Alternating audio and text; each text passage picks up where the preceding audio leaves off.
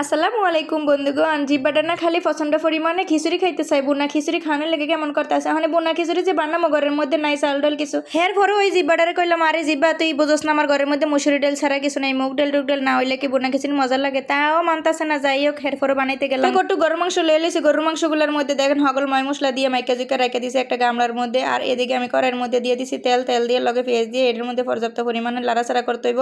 আর হগল ময় মশলা কিন্তু দিয়ে দিছি, এলাচ দারচিনি যা যা আছে সেগুলো সব দিয়ে এরপরে এই মাংসটি মাইকা রাখছি সেগুলো দিয়ে দেবো। এখানে কিন্তু মানুষ যেমনি গরুর মাংস রান্ধে আমিও ঠিক হেমনি করে রান্তাছি, এনে কোনো নতুন কোনো কিছুই করতেছি না। তো গরুর মাংস রান্ধার মতোই রান্তাছি, একবার হুগাইলাম তেলটা যখন বাইয়ে উঠবে এরপরে আমার রান্না শেষ হয়ে যাবে। কিন্তু নানেরা যে যেটাই কর না কেন সবচেয়ে বেশি কঠিন হলো কি জানেন? জিব্বাটা সামলানো। এই জিব্বা সামলানোর লাগে কত মাইয়া মানুষ হরি গেট কত কথা হনে। আমার তো মনে হইতেছে আমিও কোনদিন জানি হই না। এই তো আমার মাংসটা এনে দেখেন কষানো হয়ে গেছে। কষানোর পরে এর মধ্যে একটু পানি দিয়ে দিছে। এটা কষানোর পরে একটু সিদ্ধ করানোর লাগে আবার একটু ডাকনাটা দিয়ে দিতে হবে। ডাকনাটা দিয়ে আবার রাইখা দিম প্রায় 10-15 মিনিটের মতো। মাংসটা কিন্তু এনেই রান্তাছি আমি, যে প্রেসার কুকারে দিলাম। আর বন্ধুগণ আনেগো আরেকটা কথা কইলে, যখন যেটা মন চায় খাইয়া লাইবেন, পরিশ্রম করে টেয়া কামায় দরকার হলে খাইবেন, জিব্বারে কোনো সময় কষ্ট দিবেন না। যারা টেয়া পয়সা জমায় রাখে হেগো কইতাছে টেয়া পয়সা জমায় রেখে লাভ নেই, আজ গেছি কালকা নেই। আর এই তো দেখেন আমার মাংসটা অন্য কষানো হয়ে গেছে, একবার শুকায় আসছে, এটা রাইখা দিছে। আর এদিকে চাউলের ডাল দেখছেন তো, এগুলো দিয়ে সুন্দর করে রাইখা দিলাম। আর একটা বড় পাতিলের মধ্যে দিয়ে দিছি তেল আর এসে পেঁয়াজগুলো বেরেস্তা করে একটা সাইডে রাইখা দেবো। কি আর কম বন্ধুগণ, জীবনে কত কষ্ট করছি ছোটবেলাতে শুরু করে এই বুড়া বয়স পর্যন্ত কষ্ট করতে করতে জীবনটা শেষ করে দিছে। মনে করছিলাম যে বুড়া বয়সে এমন একটু সুখে শান্তিতে থাকতে পারবো, বুড়া বয়সে দেখা গেছে বুড়ারও খেজমত করতে করতে জীবন শেষ হয়ে যায়। হেলে গিয়ে আমি সকল সময় কই মায় মানুষের জীবনটা আসলে একটা খারাপ, কি জীবনটা লয়ে আইলাম দুনিয়ায়। তারপরে আল্লাহর কাছে শুকরিয়া, আল্লাহ যেমন রাখছে শুকরিয়া আলহামদুলিল্লাহ। এই তো আমার পেঁয়াজ বেরেস্তা করা হয়ে গেছে, সেগুলো রাইখা দিছি। আর ওই তেলের মধ্যে আবারও একটু তেল দিয়ে দিছি, দিয়ে এরপরে ওই যে চালগুলো দিয়ে রাখছিলাম চাউলের ডাল, এনে কিন্তু হুদা মসুরের ডাল, আমার এনে মুগ ডালও নাই আর হচ্ছে বুটের ডালও নাই, যেগুলো দিলে আর বেশি টেস্ট হইতো, কিছু করার নাই, জিব্বারে তো মানাইতে পারতেছি না।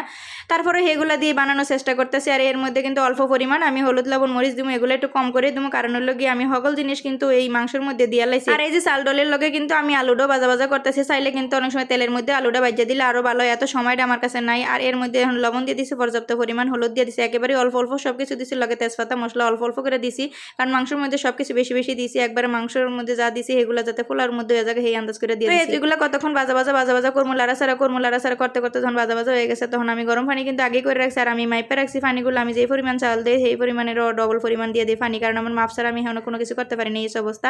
এরপরে এই পানিগুলো দিয়ে দেবো। পানিগুলো দেওয়ানোর পরে যখন দেখবো যে একটু পানিটা শুকিয়েছে, তখন আবার ওই মাংসগুলো ডাইলা দিই। আমার এই ফোলার সেলগুলো কিন্তু অনেকটা ভালো ফোলার সেল পড়ছে, এই জন্য আমি কিন্তু দেখতেছি বেশি একটা ভাজা না করলো। এবার যদি ফোলার সেল ভালো না হয়, একটু বেশি করে ভাজা তেলের মধ্যে করলে তাহলে জর্জরা হয়। আর এই তো পানিটা দিয়ে লাইছে। আর আন্নেরা মনে হয় এতক্ষণ একটা জিনিস খেয়াল করে লেছেন, হেড হইল গিয়ে যে আমি লুসনি ছাড়াই কিন্তু ধরতাছি, দরুনি ছাড়া যে আমি ধরতাছি।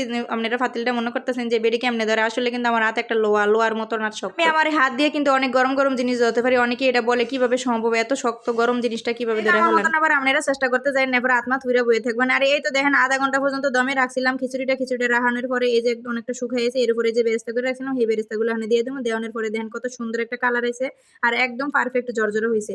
কিন্তু চাইলে আপনারা বোনা খিচুড়িটা আরেকটু লেসও করতে পারেন, কিন্তু আমি একটা বেশি করে নিয়ে জর্জরাই রাখছি, ভালো লাগবে। আজকের ভিডিও এই পর্যন্ত শেষ করে দিলাম। যদি ভিডিও ভালো লাগে অবশ্যই লাইক কমেন্ট শেয়ার করে পাশে থাকবেন। আজকের মতো বিদায়, আল্লাহ হাফেজ।